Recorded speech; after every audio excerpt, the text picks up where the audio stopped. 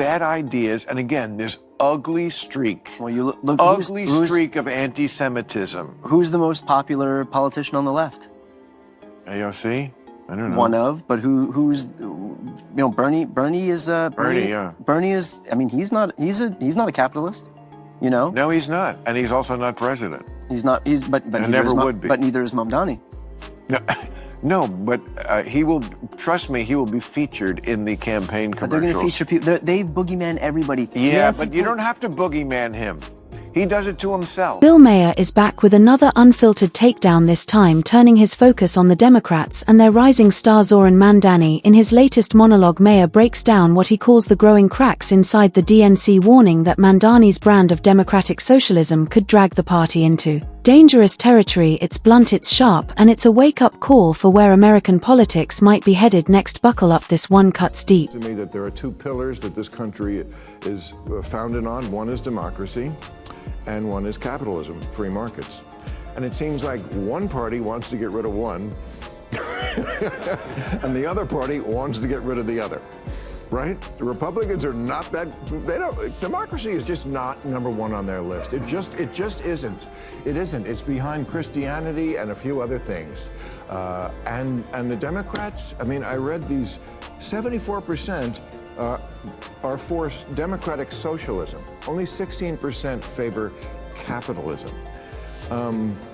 Is this going to be a country that I don't recognize in 5 to 10 years if we don't have these two pillars? Let's set the record straight. It's not that Republicans hate democracy, it's that they demand fairness. For years they've watched as left-leaning media outlets and loyal activists targeted them relentlessly, especially Donald Trump. From half-baked stories to headline smears, the mission seemed simple: make conservatives look like villains. And after years of this, trust in journalism has collapsed. The real question now isn't about partisanship, it's about accountability. Democracy only survives when truth is protected, not twisted. I mean, where are the Democrats going with this? If Mamdani is the face of the Democrats on the East Coast and Katie Porter is the face on the West Coast, I don't know if that's great politically for that party. Maher's questions hit hard. Zoran Mandani and Katie Porter are both rising stars pushing bold ideas that sound good on paper but spark serious debate. Mandani, a self-described democratic socialist, calls for rent freezes, government-owned grocery stores, free public transit, and heavy taxes on the wealthy. Porter fights for inclusion, even supporting transgender identifying men in women's sports. Both talk about fairness and equality, but beneath those promises lies a harsher truth: the struggle to balance compassion with reality. Is New York. It's definitely it's the media capital, the financial capital. It is a bellwether like no other city is in this country. So don't tell me that who the mayor of New York is doesn't matter. Let me play devil's advocate for a second. Do you think, let's say, on the seize the means of production, do you think that the mayor, that one person, if he is a democratic socialist, do you think that he would have the power and influence to be able to usher in socialism? He definitely has the power and influence to elect J.D. Vance or whoever is the Republican candidate next time.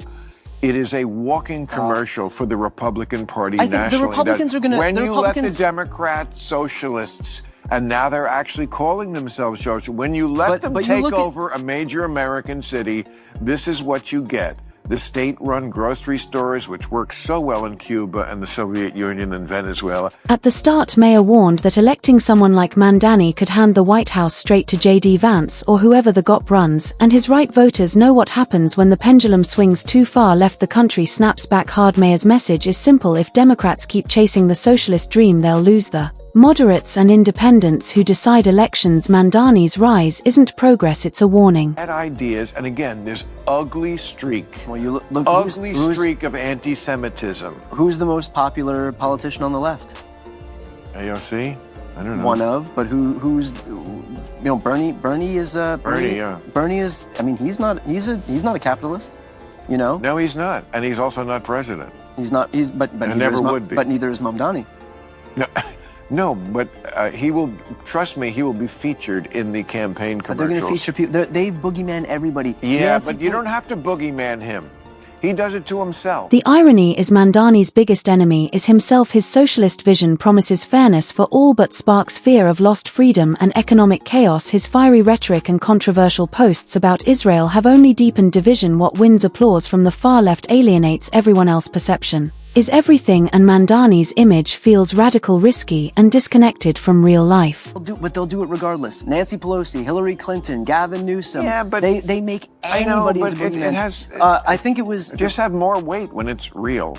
I mean, when you can really show. Even the liberal elite Maher often defends have written their own downfall. Gavin Newsom's leadership crumbled during California's wildfires, and Nancy Pelosi's name still circles headlines about insider trading. Their critics didn't destroy them, their own choices did. The left cries misrepresentation, but their actions tell the story clearer than any opponent ever could. It'd be horrible for a guy like you, who you spent your whole life talking about how government tries to do too much, which it does, and spends too much. And here you have Trump, who is the Republican, who is aggrandizing more power than anybody, as we just talked about.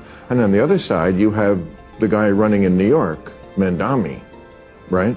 Okay, who's like a straight-up communist.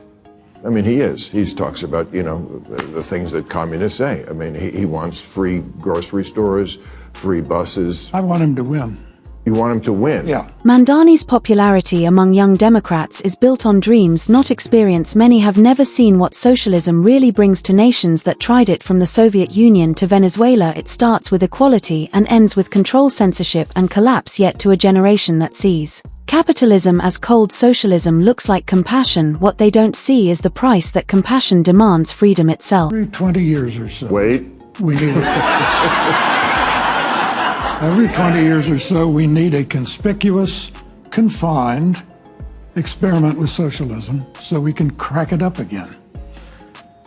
Socialist slogan used to be, workers of the world unite, you have nothing to lose but your chains. The new socialist slogan is, trust us, this time it won't be a mess. History couldn't be clearer. Socialism fails more often than it succeeds, yet every generation seems determined to try again. But we don't need to repeat the same mistakes to learn from them. The record is written in shortages, broken economies, and silenced voices. Capitalism isn't perfect, but it gives choice, ambition, and freedom. Values socialism always destroys.